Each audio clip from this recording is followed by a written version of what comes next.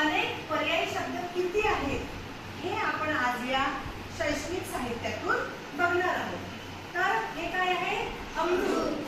अमृत या प्लीज अमृत या शब्दापासून हे अनेक वेगवेगळे पर्यायी शब्द आपल्याला माहिती असायला हवे. सांगा, अमृतला परत काय म्हणतात?